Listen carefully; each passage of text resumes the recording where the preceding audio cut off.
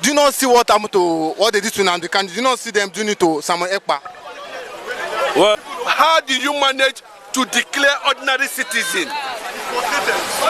Bro, it's quite illegal to declare ordinary citizen wanted. I don't know whether these people actually go to school at all.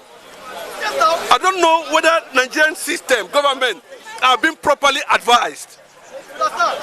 An ordinary somebody, citizen, you are declaring wanted. When you know actually that it is wrong to declare any citizen wanted without any proof of harm or any proof of treason or any proof of going against the state. So Nigerian government has also committed illegality in the first place. Declaring Simon Ekpa wanted is illegal. So there is no basis for this argument, and that is why Simon Ekpa himself has also committed illegality by declaring Tinubu wanted, declaring Shettima wanted. That is just it. Because I don't see a situation where people expresses themselves, you know, in different form, like the Nigerian government does. And all of a sudden, you've not seen this guy with arms. He has not led any battalion against the state. We are seeing so many terrorists in the northern part of Nigeria. Nobody is declaring them wanted. We have not seen them being arrested, persecuted. But because somebody is saying that Nigeria is going to somersault tomorrow, next week, just like the government of Nigeria has continued to issue illegality statement, propaganda against Nigerians, that is also terrorism. Look at the present situation, the economic situation. It was a policy created by the government, you know, to terrorize Nigerians. That is terrorism. Do you understand what I'm saying? So it is illegality versus illegality against the person of Simon Ekpa. But someone will say that if Ekpa is doing what is right, why is he not coming down here to Nigeria to fight for his people? What do you mean by coming to Nigeria? You don't need to come to Nigeria to fight for your people. The quest for Zionist movement started in Russia by Chen Wisman. It started in Russia. Look at Russia, look at Israel. Government needs to be established first on the exile. And that is why what the Biafran agitators are trying to achieve. To create this kind of government outside the environment. Because of witches and wizards that are in the Nigerian government. So Ekpa can be anywhere at any time and run what he believes in. He doesn't need to calm down. That's the fact. And if you fight otherwise, you can still calm down. But what I'm trying to tell you that Ekpa currently is not a Nigerian. Ekpa has denounced Nigerian citizenship. Then how are you going to connect somebody that has denied the citizenship of a particular country? And that same particular country, you knew that this man had denied he's no longer a Nigerian, he's a Biafran, and you are calling him a terrorist. How does that connect? So that is why Simon Ekpa is everywhere. You know, people want to know what happens to him next. Nothing is going to happen to him. Because what they are throwing at him is illegality. He also is throwing to them illegality. Knowing fully well that it is illegal to declare a citizen wanted without due process. So until we see broader view, until we see things begin to... After all, if you look at the United Nations Charter, self-determination is not a crime. What is he advocating for? Self-determination. Let the Biafrans be. It's a very simple thing. Yorubas are even tired of Nigeria. The Northerners are tired of Nigeria.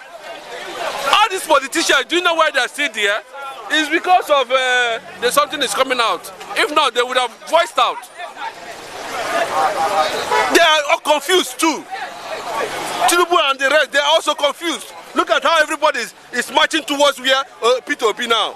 All the whole coalition. Look at what happened in Senegal. A young man of 44 emerged president in Senegal.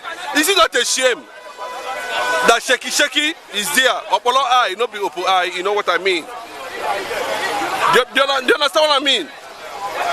So the fact still remains that until they feel otherwise and think otherwise, Nigeria will continue to somersault on daily basis. How can a nation kill his own 17 soldiers? A nation kill his own 17 soldiers. It has never happened even when in Boko Haram territory. In one day. It tells you something is wrong. There's a disconnect, there's a distrust between the people and the government. And the only way people like Simon Ekpa are looking at it is balkanization, secession, division. Let everybody be on their own. Look at a whole Edwin Clark, I was even coming. The elder statesman, you know, former Minister of Information, I think under Shagari or thereabout. Senator. You understand? His house was invaded by the soldiers. Do you know what it means? You know what? The judge, they've come out to say that if anything happens to him, they show them. You know what it means? You look at it from the perspective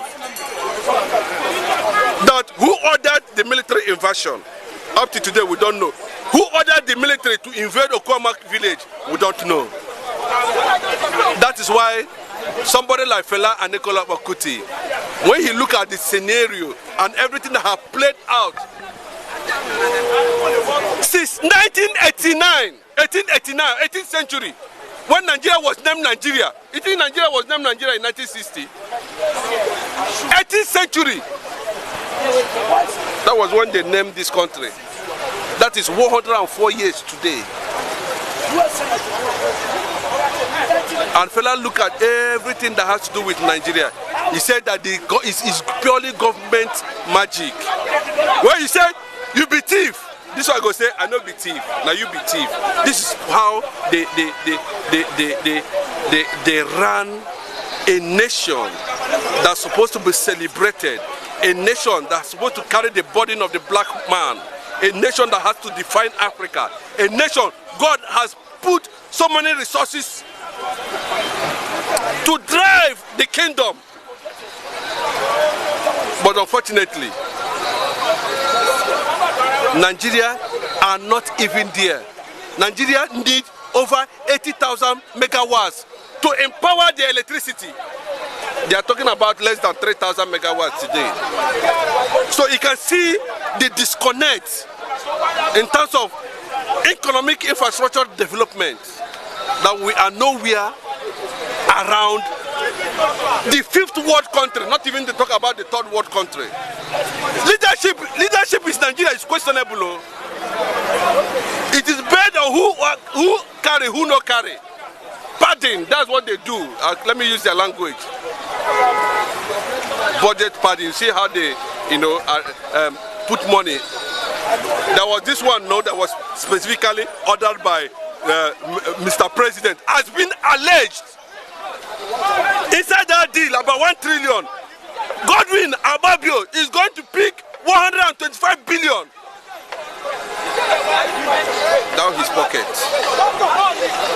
These are the people that will come out tomorrow. They will tell you, say, they are leaders. Nigerians, that consciousness is coming. And because that consciousness is coming, the hope, the hopeful, and the hopeless is looking up to one man now. And if that man fails, Nigerians will destroy Nigeria themselves. And that is P2P. I'm telling you the gospel truth. Even the elites in the north are buying into the obedient movement for 2027.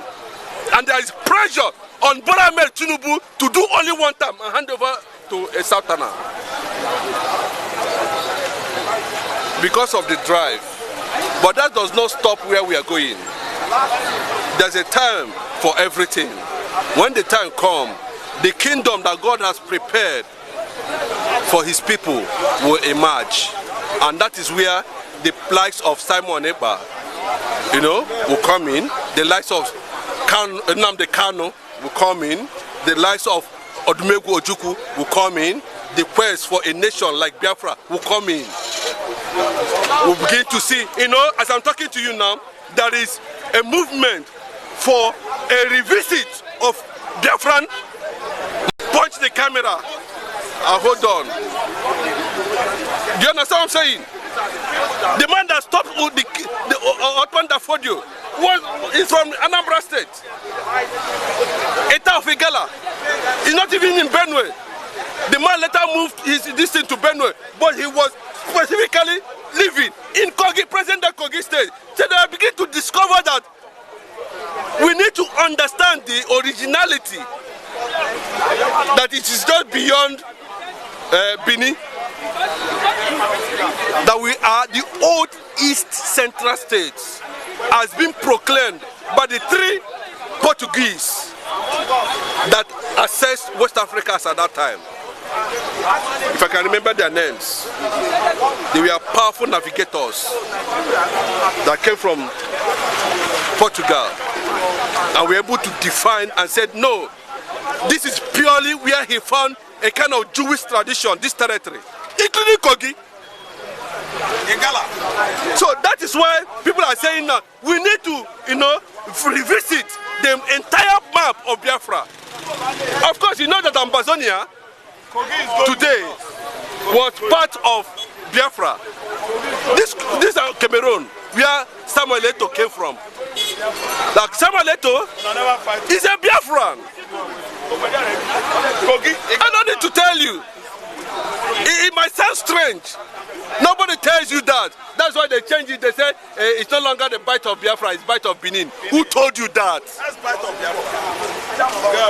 That is how that has been the underground plan to destroy the lineage and the genealogy of the most powerful black race on earth. That is the fact. If you look at the Nok Empire, I don't want to get there, then you talk of the Bini Kingdom. Of course, part of Ondo entirely. So bro, we will bring this thing before the United Nations. The agitation for Israel to become a nation started by one person, And he said that this is a Zionist movement.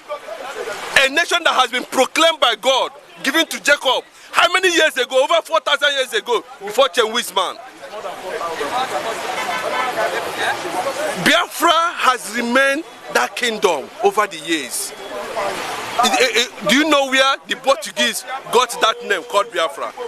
It came out from them. They picked the name somewhere. It's not the Portuguese that own that name. They picked that name from somewhere.